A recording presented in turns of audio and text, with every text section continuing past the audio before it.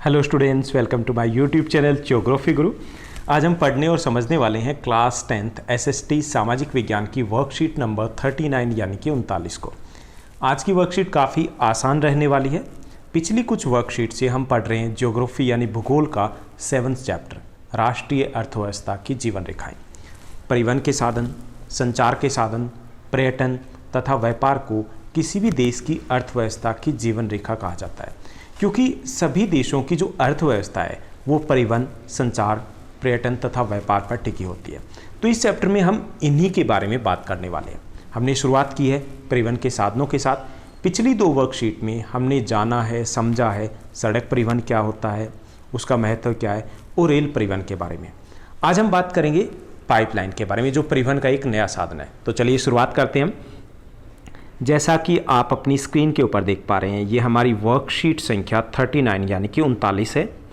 हमारा सब्जेक्ट है वो है एसएसटी सामाजिक विज्ञान, जिसमें हम भूगोल यानी ज्योग्राफी का 7 चैप्टर पढ़ रहे हैं, राष्ट्रीय अर्थव्यवस्था की जीवन रेखाएं। आज की दिनांक है 3 अक्टूबर 2020। परिवहन के साधन की अगर हम बात करें तो उसमें पाइपलाइन है वो एक नया परिवहन का साधन है, यानी कि पहले भी हम इसका उपयोग करते आए हैं पाइपलाइन का।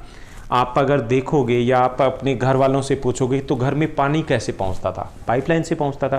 तो ये परिवहन का साधन तो था। तो पहले जो उपयोग होता था इसका केवल पानी के लिए होता था, शहरों तक या उद्योगों तक पानी पहुंचाया जाता था पाइपलाइन से। लेकिन अब इसका उपयोग बढ़ गया है। अब इसका उपयोग हम करते हैं किसमें? कच्चा तेल या पेट्रोल के उत्पाद है या तेल से प्राप्त प्राकृतिक उत्पाद है उनको, या फिर गैस है उनको, जो गैस जहाँ से निकल रही है या पेट्रोलियम जहाँ से निकाला जा रहा है वहाँ से शोधनशालाओं तक। शोधनशालाएँ क्या होती है? रिफाइनरी जिसको बोलते हैं। यानी जब कच्चा तेल निकाला जाता है तो वो बिल्कुल गाढ़ा काला तरल पदार्थ होता है, उसको शुद्ध किया जाता है। शुद्ध करने के बाद उसमें से हमें 350 से अधिक प्रोडक्ट मिलते हैं। पेट्रोल भी वहीं से मिलता है, डीजल भी वहीं से मिलता है, मिट्टी का तेल भी वहीं से मिलता है, और भी बहुत सारे प्रोडक्ट होते हैं जो निकलते हैं। तो वहाँ जो तेल जहाँ से निकाला जा रहा है, तेल के कुएँ हैं या तेल ऑयल फील्ड है, वहाँ से या गैस निकल रही है, उसको तेल शोधनशालाओं तक या उर्वरक के कारखाने, क्योंकि वो कच्चे माल के तौर पर इसको उपयोग में लाते हैं, या फिर जहाँ ताप विद्युत करे, जैसे बिजली जो बनाई जाती है, एक तो जल विद्युत होती है, एक होती है थर्मल पावर, ताप विद्युत। ताप विद्युत को कैसे बनाया जाता है? पानी को गर्म किया जाता है। किससे? या तो पेट्रोलियम से, यानी कि पेट्रोल या डीजल से, या फिर कोयले से, तो उसको ताप विद्युत करा कहते हैं। तो इन तीनों जगहों पर, यानी कहाँ तक? तेल शोधनशालाओं तक, कारखानों तक, या फिर ताप विद्युत ग्रह थर्मल पावर स्टेशन है, वहाँ पर गैस, पेट्रोल या पेट्रोल से संबंधित उत्पाद है उनको पाइपलाइन से पहुँचाया जाता है। यानी अब पाइपलाइन परिवहन का एक महत्वपूर्ण साधन बन चुका है।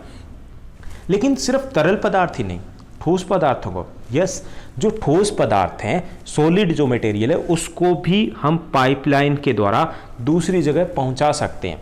लेकिन ठोस पदार्थ तो नहीं जाएगा ना ऐसे, तो उसको क्या किया जाता है? उसको तरल में, लिक्विड में बदला जाता है, उसको तरल में बदला जाता है। उसके बाद पाइपलाइन के द्वारा उसको भी एक जगह से दूसरी जगह पर भेजा जाता है। तो पाइपलाइन जैसे एक क्रांति लाती है परिवहन के साधनों की बात करें, खास तौर पे जो हम गैस परिवहन की बात करते हैं, तेल परिवहन की बात करते हैं, तो इससे काफ़ी सारे हमें बेनिफिट हुए हैं। अभी सुदूर जो आंतरिक भाग है, सुदूर मतलब बहुत दूर, जो अंदर के भाग है, जैसे तेल कहाँ निकल रहा है? आसाम में, गुजरात में, या फिर मुंबई हाई जो मुंबई के पास है वहाँ से।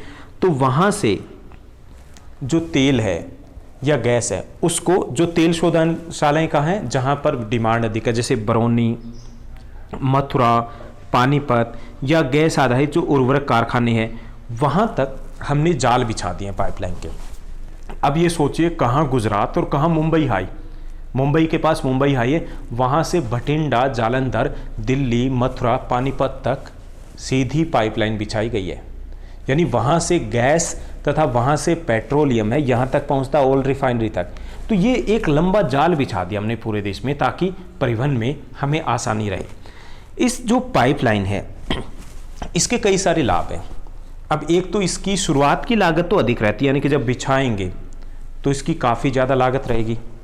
लेकिन उसके बाद इसकी लागत है वो न्यूनतम रहती है, यानी कि एक बार बिछा दिया, बस बिछा दिया, उसके बाद कौन सा इसका टायर पंचर होना है? नहीं होना ना ही इसमें ईंधन की लागत होनी है बाद में।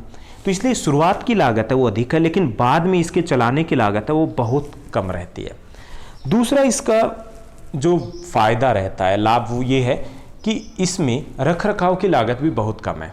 यानी इसमें कोई टूट फूट नहीं होनी, कुछ घिसना नहीं। अब गाड़ी चलाएंगे तो वो पुरानी भी होगी, घिसेगी भी, टूट फूट भी होगी, इसमें ऐसी कोई लागत नहीं है। और रख रखाव की लागत भी इसमें काफ़ी कम रहती है। इसके साथ साथ इसमें जैसे वाहनों में देरी हो जाती है, आज हड़ताल हो गई, आज मौसम के कारण, मौसम ख़राब था, ट्रक नहीं आ पाए या गाड़ी नहीं चल पाई, इसमें ऐसा कुछ नहीं है। चाहे आंधी आए, तूफान आए, बारिश हो, ये लगातार परिवहन होता रहेगा, लगातार सप्लाई होगी। आपके जैसे दिल्ली में है, ज़्यादातर घरों में गैस पहुंच रही है पाइपलाइन से। ऐसा तो नहीं होता ना कि बारिश आ गई, आज खाना मत बनाओ, पाइपलाइन से गैस तो आई नहीं, ऐसा नहीं होने वाला। तो ये भी एक लाभ है। तो ये काफ़ी सारे लाभ हैं। अब अगर इसमें हानि की बात करें कि इसकी कमियां क्या है, ये एक इंपॉर्टेंट क्वेश्चन बनता है जो वर्कशीट में तो नहीं किया गया, लेकिन हमें समझना है कि पाइपलाइन के लाभ क्या है, यानी गुण क्या है, और इसकी हानियां क्या है। हानि ये है कि इसमें एक बार बिछाने के बाद, हमने पाइपलाइन बिछा दी, उसको घटाया या बढ़ाया नहीं जा सकता उसकी क्षमता को। यानी जितनी बड़ी डाल दी तो डाल दी, उसके बाद ना तो हम घटा सकते ना ही उसको बढ़ा सकते। पहली कमी थी है। दूसरी कमी ये है कि इसमें लीकेज अगर हो जाता, लीक हो जाए कहीं से, तो पता लगाना, रिसाव का पता लगाना बड़ा मुश्किल है। तीसरा, अगर हमने पता लगा भी लिया तो उसकी मरम्मत करना भी बहुत मुश्किल है। चौथी जो समस्या है कि कुछ इलाकों में जहां पर पाइपलाइन बिछाई गई है वहां पर चोरी की समस्या बनी रहती है, तो इसकी सुरक्षा का प्रबंध करना भी काफ़ी महंगा पड़ जाता है। तो ये इसकी कुछ कमियां हैं, लेकिन फिर भी ओवरऑल अगर हम बात करें तो पाइपलाइन एक महत्वपूर्ण परिवहन का साधन है, और ख़ास तौर पे गैस और तेल के परिवहन में इसका अमूल्य और काफ़ी महत्वपूर्ण योगदान है। हमारे देश में अगर हम परिवहन के जाल की बात करें, पाइपलाइन के जाल की बात करें, तो 3 प्रमुख जाल है वो बिछे हुए हैं। पाइपलाइन के 3 नेटवर्क है। पहला जो नेटवर्क है वो ऊपरी असम के जो तेल क्षेत्र है, जैसे नहर कटिया, डिगबोई, बोरान एटसेट्रा, यानी कि वहाँ से कहाँ तक आता है, ये कानपुर तक आता है। किस रास्ते से? गुवाहाटी, बरौनी, इलाहाबाद होते हुए कानपुर तक पहुँचती है पहली बड़ी पाइपलाइन। ओके, तो यहाँ तक ही अगर आप लिखोगे तो काफ़ी है। कहाँ से? असम से कानपुर, किससे? गुवाहाटी, बरौनी और इलाहाबाद होकर के। हालांकि इसकी एक शाखा है, उसको हल्दिया की तरफ भी निकाल दिया गया है। बरौनी से हल्दिया की तरफ जाती है। हल्दिया कहाँ है? हल्दिया है कोलकाता के नज़दीक एक बंदरगाह है, तो वहाँ तक भी इसको पहुँचा दिया गया। उसके बाद दूसरी जो मुख्य पाइपलाइन है हमारी, वो है गुजरात में सलाया है। सलाया से ये कहाँ तक आती है? जालंधर तक आती है। कैसे होकर के? वहाँ से मथुरा, दिल्ली, सोनीपत होते हुए जालंधर तक जाती है। तो ये दूसरी महत्वपूर्ण पाइपलाइन है। तीसरी जो महत्वपूर्ण पाइपलाइन है, ये इंपोर्टेड क्वेश्चन बनने वाला आपका इस वर्ष की अगर हम बात करें, एमसीक्यूज में आपका ये क्वेश्चन रह सकता है, वो है एचवीजे पाइपलाइन। तो एचवीजे क्या है? हजीरा, विजयपुर, जगदीशपुर, इसको एचवीजे पाइपलाइन बोलते हैं। तो ये जो एचवीजे पाइपलाइन है, ये गुजरात में एच यानी कि हजीरा से कहाँ तक जाती है? उत्तर प्रदेश में जे यानी कि जगदीशपुर तक जाती है। और किससे होकर के जाती है? वी यानी कि विजयपुर, जो मध्य प्रदेश में, उससे होकर के जाती है। इसकी कुल लंबाई है लगभग 1700 किलोमीटर के आसपास है, यानी इतनी लंबी लंबाई है, काफ़ी ज़्यादा लंबाई है इसकी। तो ये देश की सबसे बड़ी पाइपलाइनों में से एक आती है। तो ये थी हमारे यहाँ पे परिवहन की बात की हमने, पाइपलाइन परिवहन की, कि पाइपलाइन का उपयोग क्या है, इसके लाभ क्या हैं और इसकी कमियाँ क्या हैं। और साथ ही साथ हमने 3 बड़ी पाइपलाइन की बात की। पहली पाइपलाइन असम से लेकर के कानपुर तक, दूसरी गुजरात में सलाया से लेकर के जालंधर तक, और तीसरी एचवीजे पाइपलाइन हजीरा, विजयपुर और जगदीशपुर पाइपलाइन। तो चलिए अब हम आगे बढ़ते हैं, प्रश्नोत्तर को देखते हैं। आसान से कुछ क्वेश्चन दिए गए। पहला जो क्वेश्चन दिया गया है, क्वेश्चन है कि ठोस पदार्थों को पाइपलाइन परिवहन के माध्यम से किस प्रकार एक जगह से दूसरी जगह भेजा जाता है। हमें ठोस पदार्थों को, तो ठोस पदार्थों को तरल अवस्था में परिवर्तित करके एक जगह से दूसरी जगह भेजा जाता है। यानी कि उनको किस में परिवर्तित करेंगे? तरल में पहले, ओके, या सेमी लिक्विड में भी परिवर्तित कर देते हैं। उसके बाद दूसरा जो क्वेश्चन दिया गया, दूसरा हमारा क्वेश्चन है कि आपको ऐसा क्यों लगता है कि पाइपलाइन परिवहन को चलाने की लागत कम होती है। क्योंकि हमें ये बताना है कि हमें ऐसा क्यों लगता है कि पाइपलाइन है वो एक सस्ता परिवहन का साधन है। तो पहला कि एक बार पाइपलाइन को बिछाने के बाद ईंधन की लागत कम होती है, ओके।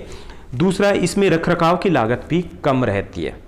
तीसरा, पाइपलाइन बिछाने के बाद घर्षण तथा टूट फूट की लागत भी इसमें कम होती है।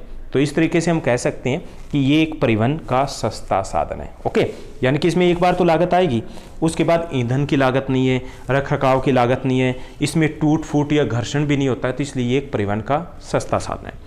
उसके बाद तीसरा क्वेश्चन दिया गया है, हमें बताना है कि देश में पाइपलाइन परिवहन के 3 प्रमुख जाल कौन से हैं, नेटवर्क बताने हैं 3। तो 3 हमने अभी पढ़े हैं। पहला है ऊपरी असम से कानपुर तक वाया गुवाहाटी, बरौनी, इलाहाबाद होते हुए।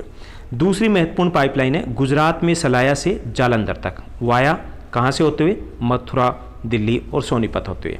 तीसरा है HVJ गैस पाइपलाइन, कहाँ से, ये हजीरा से शुरू होकर के जगदीशपुर तक जाती है। H for Hazira, V for Vijayanagar और J फॉर जगदीशपुर। तो हजीरा विजयपुर जो मध्य प्रदेश में होते हुए जगदीशपुर तक जाती है। तो ये थी हमारी 3 महत्वपूर्ण पाइपलाइन। अब हम चौथे क्वेश्चन की तरफ पढ़ते हैं। जो हमारा 4th क्वेश्चन दिया गया है कि पाइपलाइन परिवहन के माध्यम से आपके घर तक क्या क्या पहुंचता है। एक तो हमें ये बताना कि क्या क्या पहुंचता है। जनरली हो सकता है सबके घर ना पहुंच रहा हो, लेकिन ज़्यादातर के घर, काफ़ी बच्चों के घर पहुंच रहा है, वो हमें बताना है। और उसके बाद बताना है कि ये कैसे सस्ता और आसान साधन है परिवहन का। तो पाइपलाइन के द्वारा हमारे घर पानी तथा गैस पहुँचती है। ओके, कुछ के घर में केवल पानी पहुँच रहा होगा। इस माध्यम से परिवहन सस्ता और आसान है। क्यों? क्योंकि इसमें रखरखाव की लागत कम रहती है। इसे दूर दराज के इलाकों और पानी के नीचे भी बिछाया जा सकता है, तो इसलिए और आसान हो जाता है। इसमें टूट फूट या घर्षण भी कम होता है। यह एक इको फ्रेंडली परिवहन का साधन है, यानी कि प्रदूषण भी नहीं होता है। तो इसलिए ये कह सकते हैं कि ये एक महत्वपूर्ण परिवहन का साधन है। तो ये थी हमारी आज की वर्कशीट। उम्मीद करता हूँ आपको बहुत अच्छे से समझ में आई होगी। आज की वर्कशीट आसान थी लेकिन बहुत इंपॉर्टेंट भी है। कई बार आपके बोर्ड एग्जामिनेशन में क्वेश्चन पूछ लिया जाता है और क्वेश्चन होता है कि पाइपलाइन परिवहन के गुण या फिर उसकी कमियां बताइए। तो आप ऐसे ही हमारे साथ बने रहिए। आपको अगर कोई डाउट है तो आप कमेंट करके बता सकते हो। इसके अलावा जब भी आप कमेंट करते हो काफ़ी अच्छा लगता है, ऐसे लगता है कि हमारी कनेक्टिविटी वो बनी हुई है। तो एक छोटा सा कमेंट है, उसका वेट रहेगा। और ऐसे ही आप पढ़ते रहिए, अपनी लाइफ में बहुत आगे जाओ, बहुत आगे बढ़ते रहिए। आज के लिए बस इतना ही। Thank you, bye bye, have a nice day.